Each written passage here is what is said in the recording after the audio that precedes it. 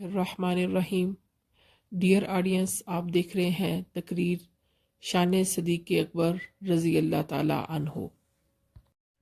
ہماری تقریر کا عنوان ہے روشن ستارے حضرت سیدنا ابو بکر صدیق رضی اللہ تعالیٰ عنہ کی شجاعت۔ سامعین کرام، السلام علیکم ورحمۃ اللہ وبرکاتہ۔ جناب والا، صداقت و شرافت کے پیکر، عظمت و جلالت کے مینار، شجاعت و جرت کے علم بردار، خلیفہ اول امیر المومنین حضرت سیدنا ابو بکر صدیق رضی اللہ تعالی عنہ کی ذات مبارکہ جہاں بے پناہ خوبیوں اور عمدہ اوصاف سے مزین ہے، وہیں آپ رضی اللہ تعالی عنہ میں ہمت، شجاعت، جرت اور بلند حوصلہ کی صفت کامل طور پر موجود ہے۔ جناب والا، آئیے خلیفہ اول حضرت سیدنا ابو بکر صدیق رضی اللہ تعالی عنہ کی زندگی کے چند واقعات ملاحظہ فرماتے ہیں جو آپ کی ہمت، شجاعت اور مجاہدانہ صلاحیتوں پر گواہ ہیں۔ صدر ذیوقار، سب سے زیادہ بہادر کون؟ حضرت سیدنا علی مرتضیٰ شیر خدا رضی اللہ تعالیٰ عنہ نے ایک دفعہ لوگوں سے خطاب کرتے ہوئے پوچھا، اے لوگو، مجھے اس کے بارے میں بتاؤ جو لوگوں میں سب سے زیادہ بہادر ہے۔ لوگوں نے کہا، اے امیر المومنین، آپ سب سے زیادہ بہادر ہیں۔ فرمایا، میں تو اپنے برابر والے سے لڑتا ہوں، تم مجھے لوگوں میں سب سے زیادہ بہادر کے بارے میں بتاؤ۔ لوگوں نے عرض کی، ہم نہیں جانتے کہ وہ کون ہے۔ فرمایا، سب سے زیادہ بہادر اور شجاع حضرت ابو بکر صدیق رضی اللہ تعالی عنہ ہیں۔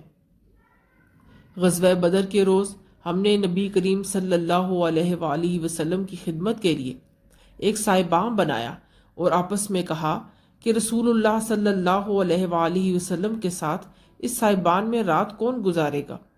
کہیں کوئی مشرک حملہ نہ کر دے۔ اللہ پاک کی قسم، حضرت ابو بکر کے علاوہ ہم میں سے کوئی بھی آگے نہ بڑھا۔ حضرت ابو بکر صدیق رضی اللہ تعالیٰ عنہ ننگی تلوار ہاتھ میں بلند کرتے ہوئے نبی کریم صلی اللہ علیہ وآلہ وسلم کے پاس کھڑے ہو گئے۔ پھر کوئی کافر حضور نبی کریم صلی اللہ علیہ وآلہ وسلم کی جانب متوجہ ہوتا تو حضرت ابو بکر صدیق اس پر جھپٹ پڑتے۔ لہٰذا ہم میں سب سے زیادہ بہادر حضرت سیدنا ابو بکر صدیق رضی اللہ تعالی عنہ ہیں۔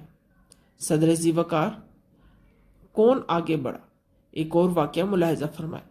حضرت مولا علی شیر خدا رضی اللہ تعالیٰ عنہ نے ہجرت سے پہلے کا واقعہ بیان کرتے ہوئے فرمایا، میں نے دیکھا کہ رسول اللہ صلی اللہ علیہ وآلہ وسلم کو قریش نے پکڑ رکھا ہے۔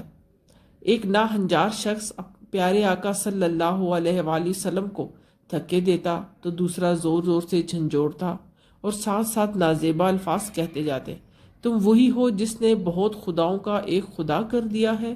اللہ پاک کی قسم، اس وقت حضرت ابو بکر صدیق کے علاوہ ہم میں سے کوئی بھی پیارے آقا صلی اللہ علیہ وآلہ وسلم کے قریب نہ ہوا۔ حضرت ابو بکر ایک کو مارتے، دوسرے کو دھکا دیتے، تیسرے کو جھنجھوڑتے اور یہ کہتے جاتے، تم برباد ہو جاؤ۔ کیا تم ایک شخص کو اس لیے قتل کر رہے ہو کہ وہ کہتے ہیں کہ میرا رب اللہ تعالیٰ ہے، میرا رب اللہ تعالیٰ ہے؟ جی جناب والا، غزوہ احد میں حضرت ابو بکر صدیق کی شجاعت۔ غزوہ احد میں جب لوگ دوران جنگ حضور اکرم صلی اللہ علیہ وآلہ وسلم کے پاس سے ادھر ادھر منتشر ہو گئے تھے تو رسول اللہ صلی اللہ علیہ وآلہ وسلم کی حفاظت کی غرض سے سب سے پہلے نبی اکرم صلی اللہ علیہ وآلہ وسلم کے پاس پہنچنے والے حضرت ابو بکر صدیق رضی اللہ تعالی عنہ تھے۔ سامعین کرام، آپ کا وصال سنہ 13 ہجری ماہ جمادی الاخر 22 تاریخ کو جرت مند اور بلند حوصلہ صحابی حضرت ابو بکر صدیق رضی اللہ تعالیٰ عنہ اس جہان فانی سے رخصت ہو کر دار آخرت کی جانب محو سفر ہوئے۔ آپ نے تا صبح قیامت پہلو مصطفیٰ میں مدفون رہنے کا اعزاز بھی حاصل کیا۔ محبوب رب عرش ہے اس سبز قبہ میں، پہلو میں جلوہ گاہ عتیق و عمر ہیں۔ واہ سبحان اللہ۔ وما علینا الا البلاغ المبین۔ جزاک اللہ۔